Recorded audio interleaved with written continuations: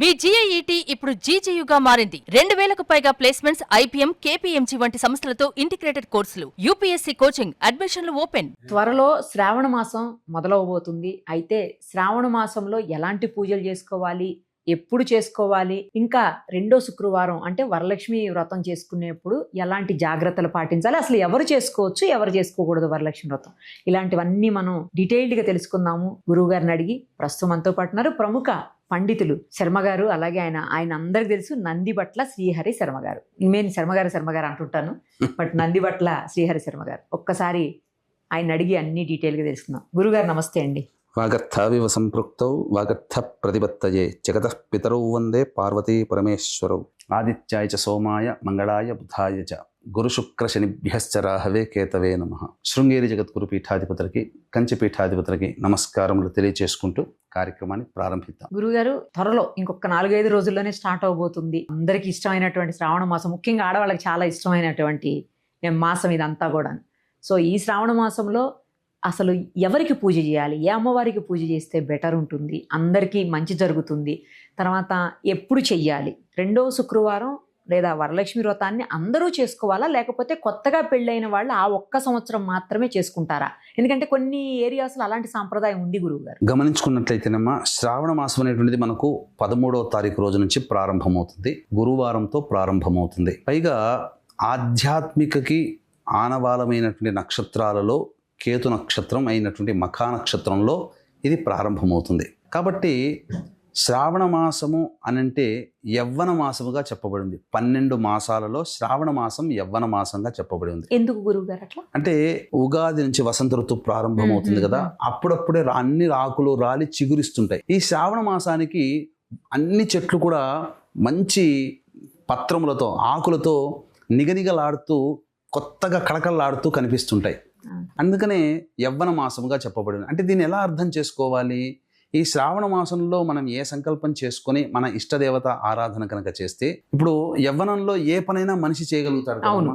అలాగే యవ్వన మాసం ఈ మాసంలో సంకల్పం చేసుకుండి దేవతానుగ్రహాన్ని పొందితే అతి శీఘ్రంగా మన సంకల్పం నెరవేరుతుందని ఉద్దేశించడానికి ఈ యొక్క మాసానికి యవ్వన మాసముగా చెప్పబడి ఉంది. అలాగే మీరు అడిగినట్టుగా శ్రావణ మాసం అనేసరికి చాలా మందికి గుర్తుకొచ్చేటువంటిది మంగళగౌరి వ్రతాలు, అలాగే టపిక్కున వరలక్ష్మి వ్రతం. కానీ యుగ యుగాల నుంచి కూడా ఈ 2 దేవతా ఆరాధనలతో పాటుగా ప్రప్రథమముగా ఈ యొక్క ఈశ్వర ఆరాధన ఈ శ్రావణ మాసానికి కేటాయించబడింది.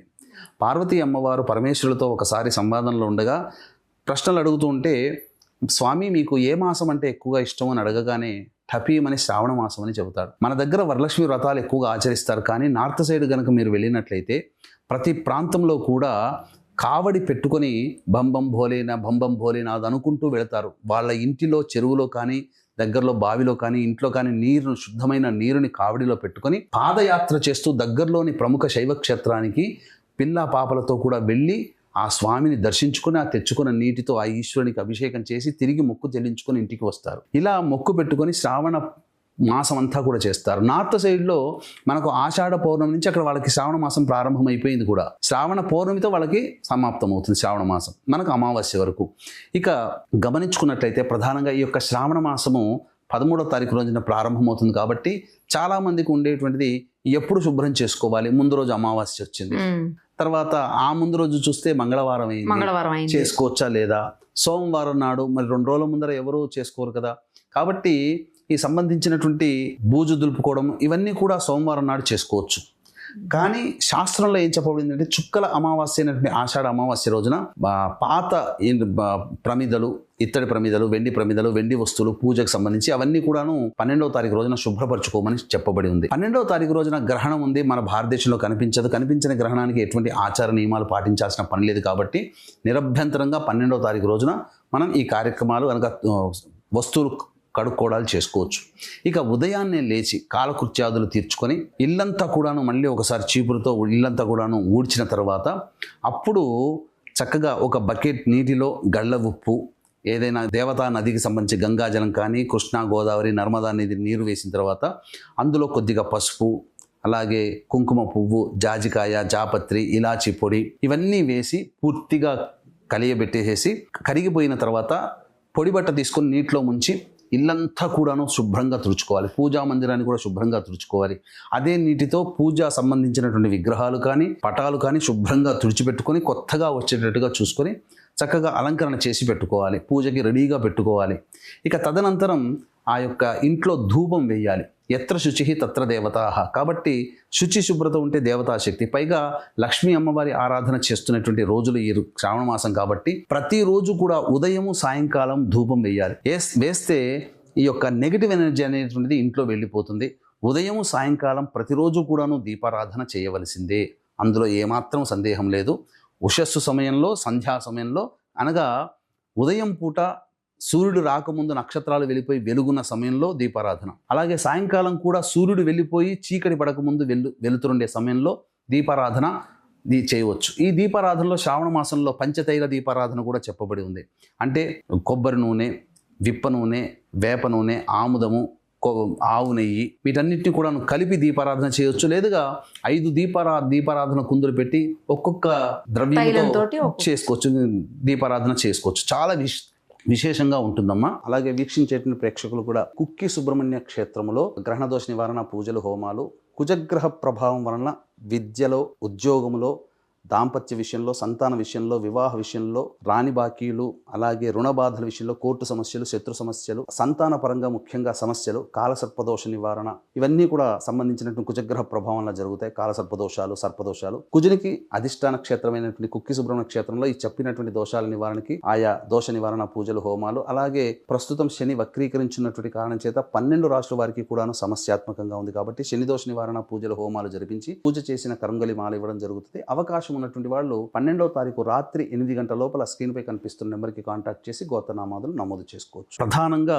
ఈ యొక్క శ్రావణ మాసంలో మంగళగౌరి వ్రతము, వివాహం కావాల్సిన అమ్మాయిలు, వివాహమైన ఆడవాళ్లు భర్త సౌమంగళ్యం పెరగడం కోసం, అనగా చక్కగా సౌమంగళ్యత సిద్ధి కలగడం కోసం, ఆయురారోగ్యాలు కలగడం కోసం ఈ యొక్క వ్రతాన్ని, గౌరీ వ్రతాన్ని, పెళ్లి కాని అమ్మాయిలు మంగళగౌరి వ్రతాన్ని ఆచరిస్తారు. బుధవారం వచ్చేసేసరికి గణపతి దేవత ఆరాధన, గురువారం ఎలాగో దత్తాత్రేయ ఆరాధన చేస్తారు. అలాగే శుక్రవారం మనకు చెప్పాల్సిన పని లేదు, శుక్రవారం మహాలక్ష్మి ఆరాధన. శనివారం నాడు ముఖ్యంగా వెంకటేశ్వర వ్రత ఆరాధన. చాలామంది సప్త శనివార వ్రతం అనేటువంటిది కొత్తగా ఈ శ్రావణ మాసంలో మొదలు పెట్టుకుంటారు. లేదా శనివారము వెంకటేశ్వర ఆరాధన చేయడము, ఆదివారము ఖచ్చితంగా శ్రావణ మాసం ఆదివారం చేసుకోవచ్చు. ముఖ్యంగా విశేషంగా శ్రావణ సోమవారాలు అనేటువంటివి చాలా ప్రత్యేకమైనటువంటిది.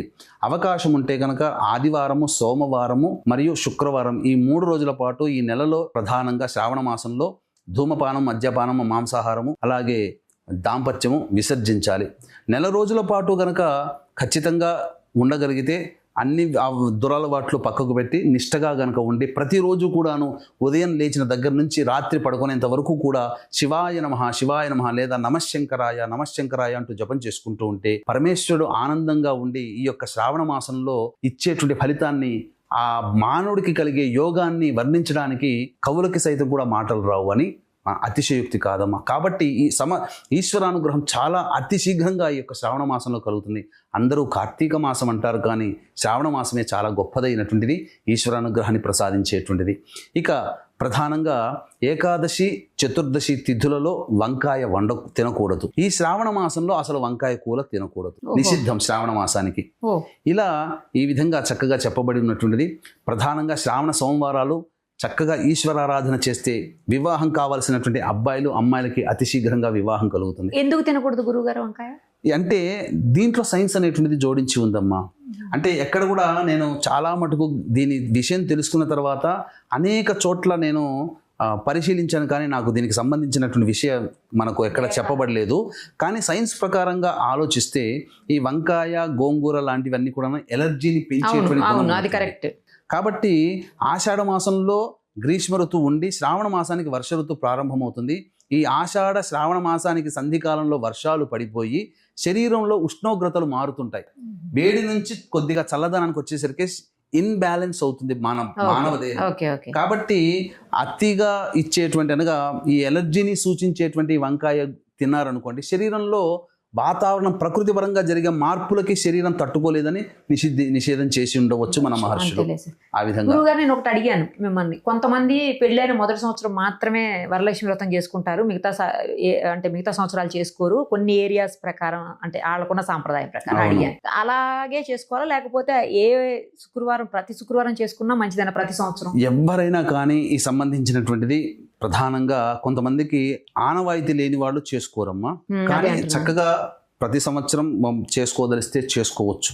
కొత్తగా పెళ్ళైనటువంటి వాళ్ళు లక్ష్మీ ఆరాధన ఎందుకు చేస్తారనంటే ఇంట్లో భోగభాగ్యాలు చక్కగా అభివృద్ధి చెందాలనే ఉద్దేశము. కానీ ముఖ్యంగా వివాహమైనటువంటి ఆడవాళ్ళు మొదటి సంవత్సరంలో పట్టేటువంటిది ఎక్కువగా మంగళగౌరి వ్రతం అమ్మ. 5 సంవత్సరాల పాటు పట్టుతారు. మంగళగౌరి వ్రతాన్ని ఆచరించినట్లయితే ఖచ్చితంగా 5 సంవత్సరాల పాటు ప్రతి సంవత్సరం ఈ శ్రావణ మాసంలో మంగళవారం రోజున ఈ యొక్క మంగళగౌరి వ్రతాన్ని ఆచరించి ఈ 5 సంవత్సరాల లోపల ఎవరికైనా కానీ వివాహం అవుతున్నటువంటి అమ్మాయికి పుస్తెలు దానం చేయాలి. ఇందులో వ్రతం నియమం అది. తర్వాత మంగళగౌరి వ్రతాన్ని చక్కగా ఆచరించి ప్రతి సంవత్సరం ముత్తైదులు పెంచుకుంటూ పోవాలి.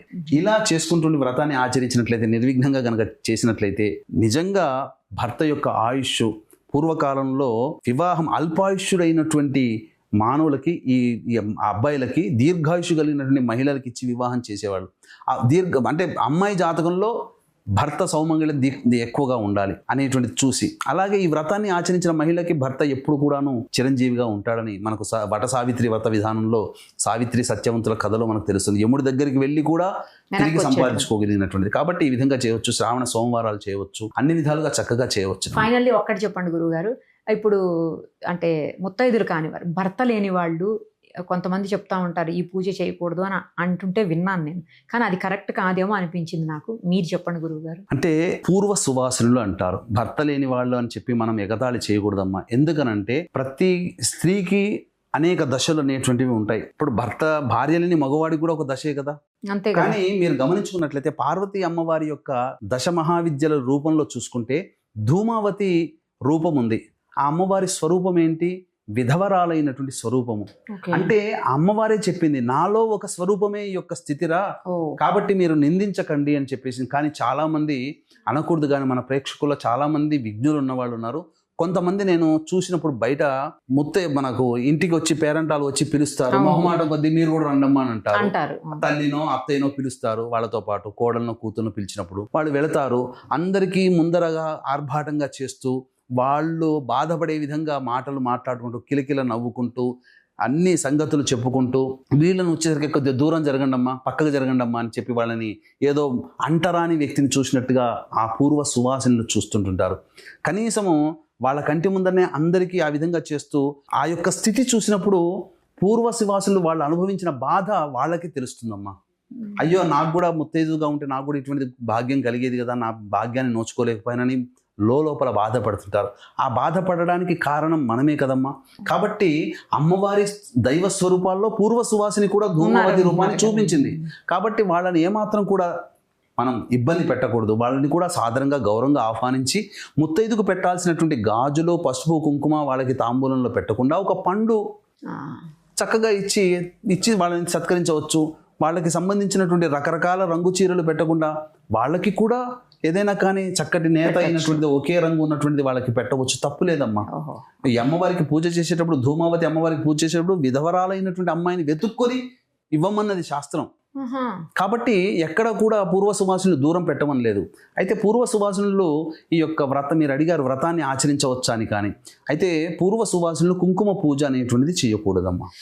కాబట్టి మామూలుగా కలశం పెట్టకూడదు, మామూలుగా చిత్రపటానికి పూలమాల వేసి అష్టోత్తర విధానంగా పూజ చక్కగా చేసుకోవచ్చు. అయ్యో నా భర్త బ్రతికున్నప్పుడు నేను చేసుకున్నానే, ఇప్పుడు నేను చేసుకోలేకపోతున్నా అనేటువంటి బాధపడాల్సిన అవసరమే లేదు. చక్కగా ఈ సంబంధించినటువంటి అష్టోత్తర పూజా విధానంగా అమ్మవారికి చక్కగా చేసుకొని ఇంట్లో తనకు తోచిన నైవేద్యం పెట్టుకోవచ్చు, పూజా ఫలాలు పెట్టుకోవచ్చు.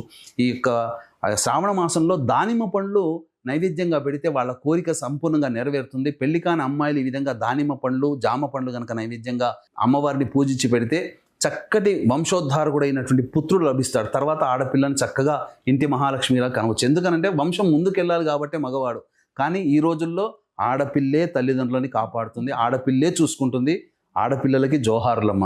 మగవాడు చూస్తున్నారో లేదో మనకు తెలియదు, కానీ ఎక్కువ మటుకు ఆడపిల్లలే తల్లిదండ్రులను ప్రేమిస్తున్నారు. ఆడపిల్ల ఉండాల్సిందే. కానీ వంశాన్ని అంటే మన ఇంటి పేరుని ఇంకొక తరానికి తీసుకెళ్లాలంటే మగవాడు కావాలి కాబట్టి పుత్ర సంతానం, అది ఒక్కడే కోరుకుంటే సరిపోతుంది. రైట్ గురుగారు, చాలా స్పష్టంగా అన్ని వివరించారు. Thank you so much. సర్వం శ్రీ ఉమామహేశ్వర పరబ్రహ్మార్పణమస్తు.